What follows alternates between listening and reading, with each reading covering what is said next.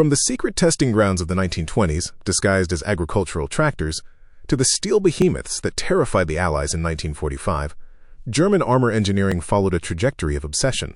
It began with speed and maneuverability, the tools of the Blitzkrieg, and ended with a fixation on impenetrable armor and massive firepower. This evolution produced some of the most iconic, feared, and technically complex machines in military history. It is a story of engineering brilliance colliding with the harsh reality of resource starvation. This is the complete catalog of every German tank and armored vehicle of World War II. If you enjoy deep dives into military history, make sure to click subscribe right now so you don't miss our next massive catalog. Let's begin. Pre-war and light tanks. Panzer I. The Forbidden Instructor. Designed under the guise of an agricultural tractor to bypass the Treaty of Versailles. Armed only with twin MG-13 machine guns, it was never meant for frontline combat. Yet, it led the charge into Poland and France. Its armor was paper-thin, penetrable by anti-tank rifles. But it taught the Wehrmacht how to fight. Panzer I Model F, the baby tiger, a bizarre evolution of the training tank. It featured heavily thickened armor, up to 80 millimeters, making it nearly impervious to standard infantry weapons. It was slow, heavy, and intended for infantry support, but only 30 were ever built. Panzer II, the stopgap blitz. Intended as a placeholder until the heavier tanks arrived, this 20mm autocannon-wielding light tank became the unexpected hero of the early war. Fast and reliable, it swarmed through the Ardennes. However, by 1941, its lack of firepower against Soviet armor rendered it obsolete as a battle tank. Panzer II Lux. The Lynx, the ultimate reconnaissance evolution of the Panzer II. Completely redesigned with overlapping road wheels and a high-speed suspension. It could hit 60 kilometers per hour, serving as the eyes of the Panzer divisions on the Eastern Front. Panzer 35T. The Bohemian Prize. Seized from Czechoslovakia before the war began, it featured a complex pneumatic transmission that was a nightmare to maintain in the Russian winter. Despite its mechanical fussiness, its 37mm gun provided crucial firepower during the invasion of France. Panzer 38T. The riveted workhorse. Another Czech acquisition, but superior in every way. Reliable, robust, and armed with a highly accurate 37mm gun. It made up a significant portion of the German armor strength in 1940. When its gun became too weak, its excellent chassis was immortalized as the base for tank destroyers. The mediums. Panzer III Model A to D. The prototype batch. The teething stages of Germany's primary anti-tank platform. These early models suffered from suspension issues and thin armor. They were the learning curve for German engineers, paving the way for the mass production models. Panzer III Model E to J. The Hunter. The definitive early war medium tank. Originally armed with a 37mm, then upgunned to a 50mm cannon. It was designed to fight other tanks, while the Panzer IV fought infantry. It featured the revolutionary three-man turret crew, giving German commanders a tactical edge in situational awareness. Panzer III Model N. The support specialist. When the Panzer III could no longer pierce Allied armor, it was repurposed. Fitted with the short-barrel 75mm gun from early Panzer IVs, it became a close support tank, blasting bunkers and infantry nests to protect the Tiger battalions. Panzer IV Model A to F1. The short-barreled brawler, armed with a low-velocity 75mm KWK-37L. Designed to fire high-explosive shells to support infantry, it was the only German tank to remain in production for the entire war, a testament to its versatile chassis. Panzer IV Model F2. The long gun special. The response to the T-34 shock. German engineers desperately mounted a long-barreled 75mm KWK-40 gun. For the first time, the Wehrmacht had a medium tank capable of knocking out Soviet armor at range. It leveled the playing field on the Eastern Front. Panzer IV Model H. The backbone. The most produced version of the war. Surrounded by Scherzen-spaced armor skirts to detonate anti-tank rounds. It was the workhorse of the Wehrmacht, fighting on every front until the bitter end. Reliable, effective, but ultimately outclassed by late-war Allied designs. Panzer V Panther. The flawed masterpiece. Germany's answer to the T-34, copying its sloped armor. It carried a high-velocity 75mm gun with more penetration than the Tiger I. While terrifying in combat, its early variants were plagued by final drive failures and engine fires. It was arguably the best medium tank of the war, provided it didn't break down before reaching the battlefield. The heavy tanks. Tiger I. The legend. The most feared tank of World War II. Its 88mm Kw-K36 gun could vaporize any Allied tank at distances where they couldn't even scratch its paint. Its boxy heavy armor made it an impregnable fortress in 1943. However, it was over-engineered, fuel-thirsty, and a logistical nightmare to transport. Tiger P. The Porsche gamble. Ferdinand Porsche's losing bid for the Tiger contract. It used a complex petrol-electric drive system that was prone to catching fire. Only one saw combat as a command tank. The rest of the chassis were converted into heavy tank destroyers.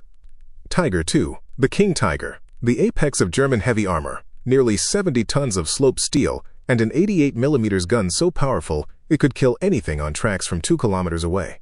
It was a tactical monster but a strategic failure, consuming fuel Germany didn't have and destroying bridges with its sheer weight. Maus. The Impossible Fortress.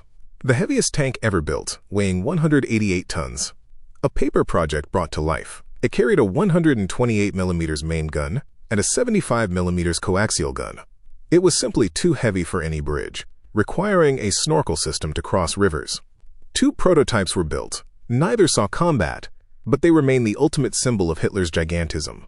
If you are still watching, it means you're enjoying this detailed look at military history. We research and produce these complete catalogs regularly to preserve the history of these machines. So please, hit that subscribe button for future updates. Your support directly inspires us to keep making videos like this one. Now we move from the tanks to the hunters. Tank destroyers. Panzer I. The first conversion. A Czech 47mm gun mounted on a Panzer I chassis. A desperate improvisation to give infantry some mobile anti-tank capability. It was high profile and thinly armored, but it proved that obsolete chassis could be recycled into lethal weapons. Marder II. The Frankentank. Built on the Panzer II chassis, mounting a powerful 75mm PAK-40. It was an open-topped ambush vehicle. The crew was exposed to shrapnel and weather, but the gun could kill T-34s. It kept the Wehrmacht in the fight during the crisis years of 1942 and 1943. Marder III. The Eastern Front firefighter. Using the reliable Czech 38T chassis. It was mechanically dependable and carried captured Soviet 76.2mm guns, or German 75mm guns. A perfect example of German pragmatism, using captured equipment to fight back against its former owners. Hetzer, Jagdpanther 38T. The ambush predator. Small, easily concealed and sporting heavily sloped armor, it was the most cost-effective German tank destroyer. It could hide in a bush, knock out a Sherman, and relocate before the enemy knew what hit them. However, the crew compartment was cramped and miserable. Stug III. The infantry shield. The single most produced German armored vehicle of the war. Not technically a tank, but an assault gun. Lacking a turret, it had a low profile perfect for defense. It destroyed more Allied tanks than any of the famous Tigers or Panthers. Stug IV. The hybrid. Born from necessity when the Stug III factory was bombed. A Stug superstructure mounted on a Panzer IV chassis. It performed identically to its predecessor, serving as a reliable gap filler in the depleting Panzer divisions. Jagdpanther IV. Guderian's Duck. A low-profile tank destroyer based on the Panzer IV. The late versions mounted the Panther's long 75mm gun. It was nose-heavy and awkward to drive, but its frontal armor and firepower made it a deadly adversary in defensive warfare. Jagdpanther. The perfect killer. Often considered the best tank destroyer of the war. A Panther chassis mated with the lethal 88mm gun of the King Tiger. It combines speed, armor, and massive firepower. Fast enough to reposition, strong enough to take a hit, and powerful enough to kill anything. Nashorn. The glass cannon. An 88mm gun on a light Panzer III or IV hybrid chassis. It had virtually no armor protection, just enough to stop small arms. It relied entirely on range, picking off targets from 3,000 meters away on the open Russian steppes. Ferdinand also named his Elephant, the mobile bunker, built on the failed Porsche Tiger chassis. 65 tons of frontal armor that was essentially immune to everything in 1943. Initially deployed without a machine gun, leaving it helpless against infantry swarms at Kursk. A technical failure, but a defensive juggernaut. Jagdtiger. The Rolling Thunder. The heaviest armored fighting vehicle to see service. Armed with a Colossus 128mm gun that could tear through buildings. It was slow, mechanically unreliable, and easy prey for Allied aircraft. When it worked, nothing could stop it. When it broke down, the crew simply abandoned it. Self-propelled artillery and anti-aircraft gun. Sturmpanzer I. Bison. The mobile howitzer. A heavy 150mm infantry gun simply set on top of a tiny Panzer I. It was top-heavy, slow, and overloaded the chassis, but it gave the Panzer divisions their first mobile heavy artillery. WWII, the Wasp, a 105mm howitzer mounted on a Panzer II chassis, a brilliant use of an obsolete light tank. It gave artillery crews the mobility to keep up with the Blitzkrieg, small, reliable, and beloved by its crews. Hummel, the Bumblebee, a heavy 150mm howitzer on a hybrid Panzer III or IV chassis. It provided the heavy punch for the armored divisions. However, it carried very limited ammunition, relying on ammo carrier variants to stay in the fight. Sturmtiger, the City Leveler, a Tiger I chassis fitted with a 380mm rocket projector originally designed to discharge depth charges. It fired a rocket-assisted round capable of leveling an entire city block. Only 18 were built, used primarily to crush the Warsaw Uprising. Wirbelwind, the Whirlwind, a Panzer IV chassis with a quad 20mm flak-Vierling turret, designed to sweep Allied fighter bombers from the sky.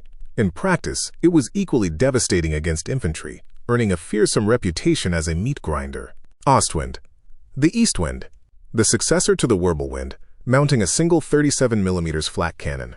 It had better range and hitting power against armored aircraft like the Il-2 Sturmovik, Halftracks, and armored cars. Sd.Kfz 251, the Hanomag, the iconic German half-track. It ferried Panzer grenadiers into battle, protecting them from shrapnel and small arms. It had over 20 variants, fitted with everything from flamethrowers to anti-tank guns to rockets. The ubiquitous taxi of the Wehrmacht. Sd.Kfz 250, the Little Brother, a smaller, shorter version of the 251, designed for reconnaissance units. More agile but carrying fewer troops. It allowed scout teams to survive in the heavy fire zones of the front line. Sd.Kfz 222. The Scout, a four-wheeled light armored car with a 20mm cannon. Fast and agile on roads, but it struggled in the Russian mud. It was the standard recon vehicle of the early war campaigns. Sd.Kfz 234 Puma, the Apex Predator, the best armored car of the war. 8-wheel drive, a simplified diesel engine, and a 50mm gun capable of fighting light tanks. It had a second driver's seat facing backward, allowing it to retreat at full speed without turning around. Sd.Kfz 7, the Prime Mover, an 8-ton half-track artillery tractor, not a combat vehicle by design, but essential. It hauled the deadly 88mm flak guns and heavy howitzers.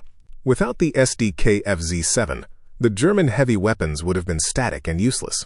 Sd.Kfz 2, the Kettenkrad, a motorcycle tank hybrid, designed for paratroopers and mountain troops. It could fit inside a Junkers Ju-52 transport plane. It was used to tow light guns, lay cables, and navigate the thickest mud where trucks failed. Captured and specialized. Panzer III, the Fire Breather, a Panzer III with its main gun replaced by a heavy flamethrower. Used extensively in Stalingrad to clear buildings. A terrifying psychological weapon, but a death trap if the fuel tank was hit. Panzer T-34, the Stolen Shield. Germans were so impressed by the Soviet T-34 that they pressed hundreds of captured units into service. Often painted with oversized Balkenkreuz markings to prevent friendly fire from the Luftwaffe, they were prized for their reliability in winter. Panzerwerfer 42. The Moaning Mini, a half-track mounted with a 15cm Naval-Werfer rocket launcher. It delivered a saturating barrage of high explosives and then relocated. The sound of its rockets was a psychological terror weapon on both fronts. Goliath, the Remote Bomb, a tiny, tracked mine controlled by a wire joystick. It carried 60 kilograms of explosives to blow up bridges or bunkers. Slow and easily cut off by gunfire, but a precursor to modern drone warfare. From the humble training tractors of the 1930s to the monumental engineering hubris of the Maus, the German armor catalog is a study in escalation.